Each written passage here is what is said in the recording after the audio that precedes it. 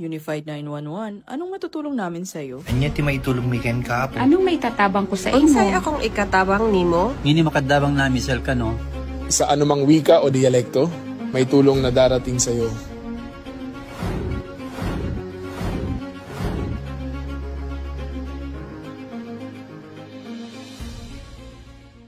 Lilingkod sa bawat Pilipino at magbibigay ng tamang impormasyon para sa tahimik at maayos na Pilipinas. Police News Network, alagad ng batas, tagapagtaguyod ng balitang pulis, sandigan ng mamamayan, patnubay ng katotohanan. La Campo Crame, maghahatid ng pinakahuling kaganapan at nagbabagang balita. Ito ang PNN Police News Network. At ngayon, ang inyong mga tagapagbalita. Magandang araw, bagong Pilipinas. Ako po ang inyong alagad ng batas, tagataguyod ng Balitang Pulis, Patrolman Adrian Dayao. Maghahatid ng tamang balita, kwento ng pulis at serbisyo para sa mamamayan, at ito ang PNP News Online, ang pangunahing balita ng Police News Network, alagad ng batas, tagataguyod ng Balitang Pulis.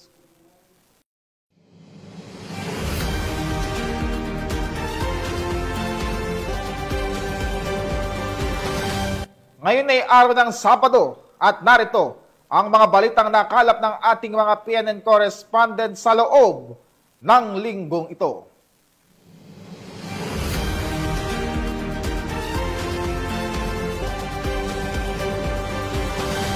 Para sa ating unang balita, walang kawala ang isang wanted person na may kasong rape sa isinagawang operasyon sa Zamboanga City. Patrolwoman Joyce Abiog sa report. Arestado ang isang top 10 most wanted person sa isinagawang law enforcement operation ng mga tao ng Zamboanga City Police Station 4 kasama ang Del Gallego MPS, Camarines Sur PPO, First SOU PNP Maritime Group at CIDMU SIU sa Barangay Talabaan, Zamboanga City. Kinilala ng mga otoridad ang suspect na 19 na taong gulang at residente ng nasabing lugar. Ang operasyon ay naging matagumpay sa bisa ng warrant of arrest sa kasong rape na inisyo ni Honorable Arniel A. Dating, Acting Presiding Judge, Branch 56 Regional Trial Court, 5th Judicial Region, Libmanan, Camarines Sur, dated February 3, 2025, na walang inirekomendang piyansa. Sa ngayon, ang nasabing suspect ay nasa kusodiya na ng Zamboanga City Police Station 4 para sa tamang dokumentasyon at disposisyon. Mula rito sa Zamboanga Peninsula, ako ang inyong PNN correspondent, Patrolwoman Joyce Abiog, alagad ng batas, tagataguyod ng Balitang Pulis. Maraming salamat sa iyo, Patrolwoman Abiog. Arestado ang 30 anyos na drug suspect sa isinagawang bypass operation ng Ozamis City Police Station sa Misamis Occidental. Tinutukan niyan ni Patrolwoman Risa Sahonia. Arestado ang isang individual sa ikinasang bypass operation ng mga operatiba ng Ozamis City PNP sa Barangay Baybay Triunfo, Ozamis City, Misamis Occidental. Kinilala ni Police Lieutenant Colonel Harvey Abellanosa, officer in charge ng Ozamis City Police Station, ang suspect na si alias RR. Lalaki, 30 anyos, may live-in partner at residente ng nasabing lugar.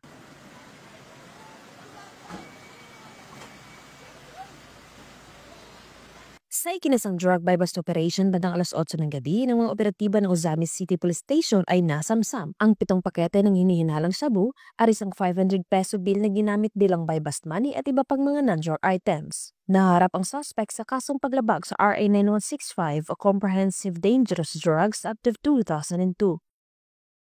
Mula dito sa Northern Mindanao, ako ang inyong Police News Network correspondent, Patrolwoman Lisa Sahonia, alagad ng batas, tagataguyod ng Balitang Pulis. Maraming salamat sa iyo, Patrolwoman Sahonia. Arestado ang drug suspect sa nagawang bypass operation ng mga otoridad sa Coronadal City.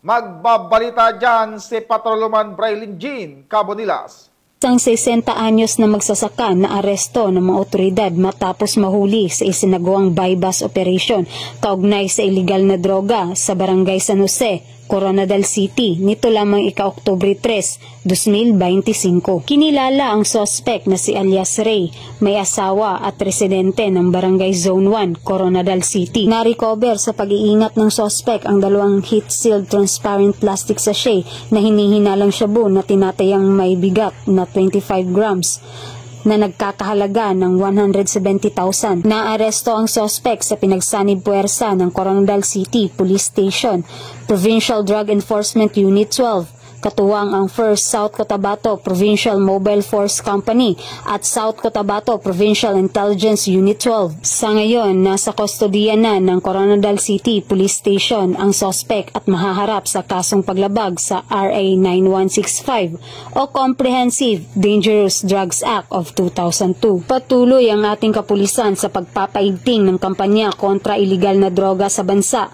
tungo sa bagong Pilipinas. Mula dito sa Police Regional Office 12, ako po inyong PNN Correspondent, Patrolwoman Braylin Jean Cabonilas, alagad ng batas, tagataguyod ng Balitang Pulis.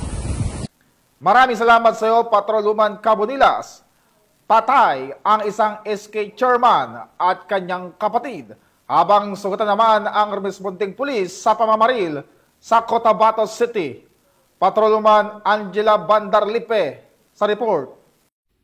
Nasawi ang dalawang magkapatid habang sugatan naman ng isang pulis matapos ang pananambang sa Barangay Poblacion 5, Cotabato City nito lamang ika-4 na Oktubre taong kasalukuyan.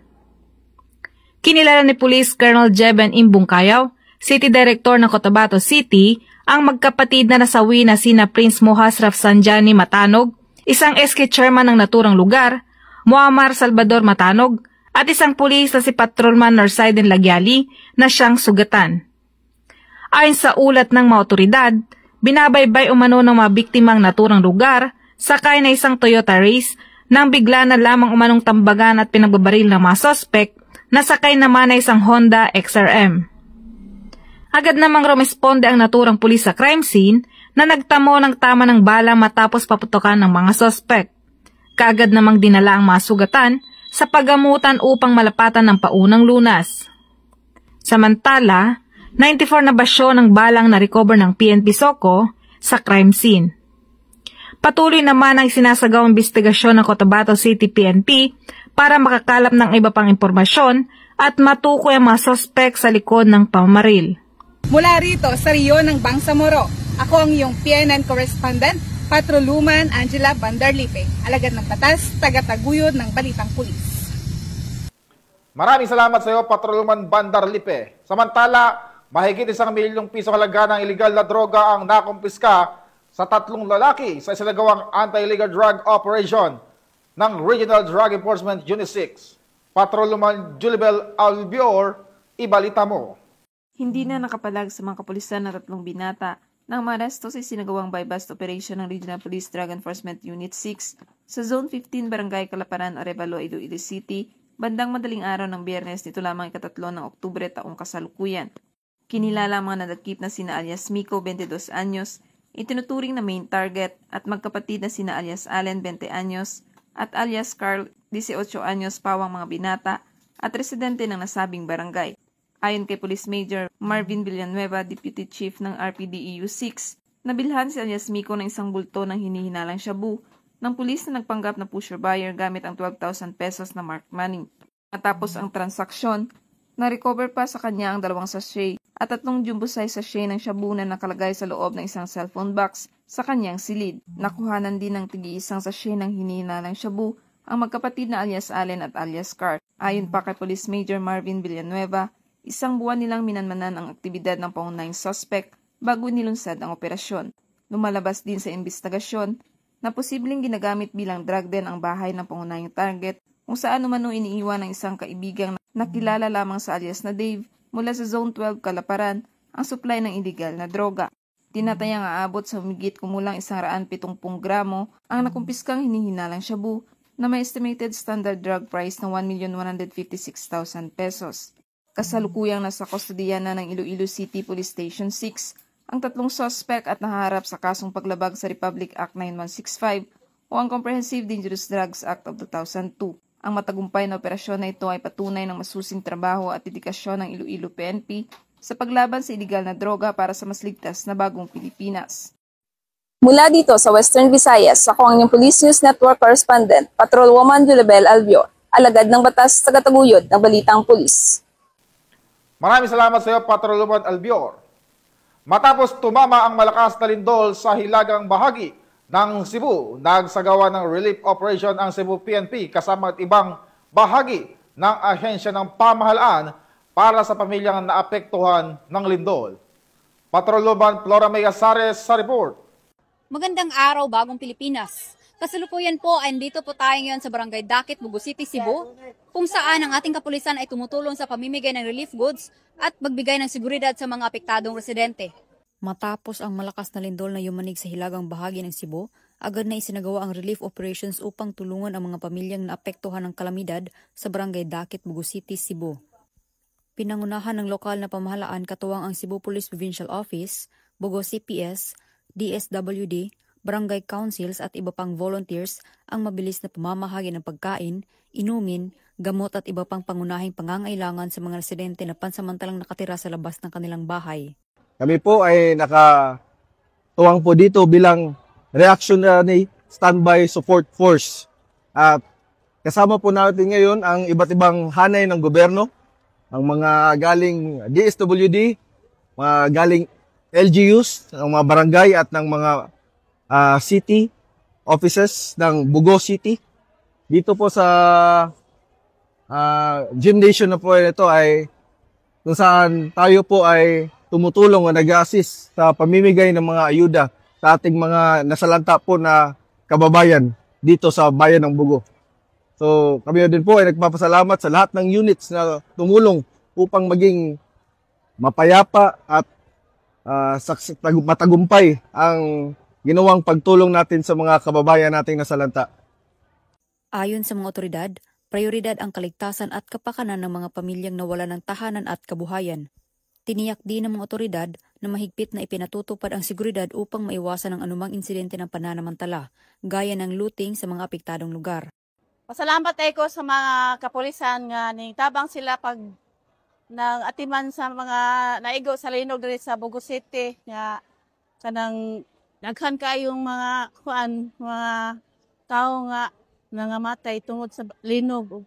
Nagpasalamat ko sa mga kapulisan, sa mga LGU, sa mga kanang kadagkuan diri sa Bugo og nagkalain-lain nga sila wa sila magpasagad kanamo sa pagtabang. Og daghang salamat kaninyong tanan. Ang pagkakaisa ng mga ahensya ng gobyerno at komunidad ay nagsisilbing liwanag para sa Cebuanong biktima ng lindol na ngayon umaasang makabangon mula sa trahedya. Mula dito sa Bugo City, Cebu, ako ang inyong Police News Network Correspondent, Patrolwoman Flora May Azares, alagad ng batas, tagataguyod ng Balitang Pulis. Maraming salamat sa iyo, Patrolwoman Azares.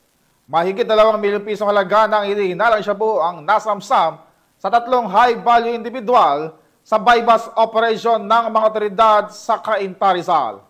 Ang balita ay hatid ni Patrolwoman Jessie Chris Obrero.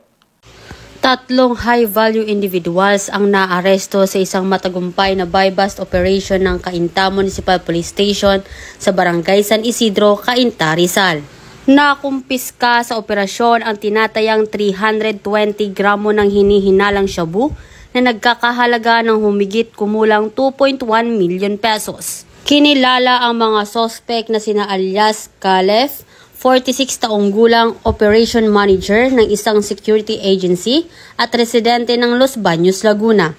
Alias Jam, 45 taong gulang, walang trabaho, taga Quezon City. At alias Nasser, 53 taong gulang, isang security guard mula sa Pandi, Bulacan. Ayon sa pulisya, kabilang sa mga nasamsam na ebidensya ang 7 pakete ng hinihinalang shabu, isang slim bag, mark at budol money, karagdagang 1,000 pesos drug money at isang sasakyan. Ang operasyon ay naisagawa sa pakikipagtulungan sa PDEA. Ang mga sospek ay isinasailalim sa drug test at kasalukuyang nasa kustodiya ng Cainta Custodial Facility. Sila ay sasampahan ng kasong paglabag sa Section 5 at 11 ng Republic Act 9165 o Comprehensive Dangerous Drug Act of 2002. Patuloy ang pinaigting ng kampanya ng Rizal PNP laban sa ilegal na droga upang masigurong ligtas at payapa ang nasabing lalawigan.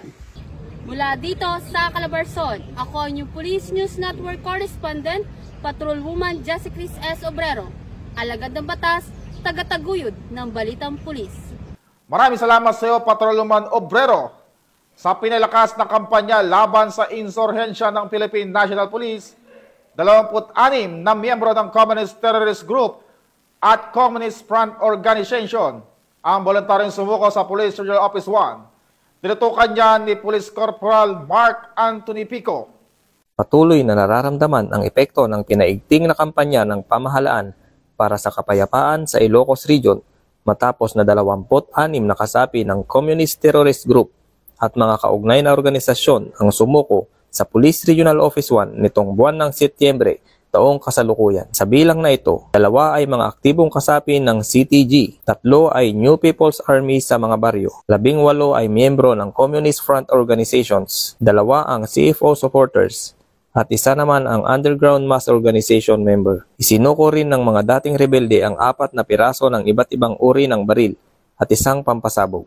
Ayon kay Police Brigadier General Dendo R. Reyes, Regional Director ng Police Regional Office 1, patuloy ang kanilang dedikasyon sa pagpapanatili ng kapayapaan sa rehiyon. Ang PRO-1 ay mananatiling matatag sa pangakong pangangalagaan ang estado ng matatag na panloob na kapayapaan at seguridad. Patuloy naming isusulong ang walang humpay na adhikain tungo sa kapayapaan upang matiyak na ang bawat mamamayan ay mamumuhay ng ligtas sa ilalim ng bagong Pilipinas. Pahayag ni Police Brigadier General Reyes. Ang naturang tagumpay ay bunga ng mas pinagtibay na kooperasyon ng mga lokal na pamahalaan, Philippine National Police, Armed Forces of the Philippines at mga mamamayan na patuloy na nagtutulungan upang tuluyang wakasan ang insurhensiya sa rehiyon, kung saan ang kapulisan ay maaasahan, malalapitan at mapagkakatiwalaan. Mula dito sa Ilocos Region, ako ang inyong PNN Correspondent, Police Corporal Mark Anthony Pico, alagad ng batas, tagataguyod ng Balitang Pulis. Maraming salamat sa iyo, Police Corporal Pico. At yan ang mga balitang nakalap ng ating mga PNN correspondents mula Luzon, Visayas at Mindanao sa loob po ng linggong ito. Sa ngalan ng pamunuan ng Philippine National Police sa pangunguna ni Acting Chief PNP Police Lieutenant General Jose Melencio Nartates Jr., at sa pamumuno ni President Ferdinand Bongbong Marcos Jr. kami maglilingkod sa bawat Pilipino at magbibigay ng tama at balanseng balita bilang bagong PNP para sa bagong Pilipinas. Mula po rito sa tanggapan ng tagapag-ugnay ng Pambansang Pulisya, ako po ang inyong alagad ng batas, tagataguyod ng Balitang Pulis, Patrolman Adrian Dayao, maghahatid ng tamang balita, kwento ng pulis, at serbisyo para sa mamamayan, at ito ang PNP News Online, ang pangunahing balita ng Police News Network.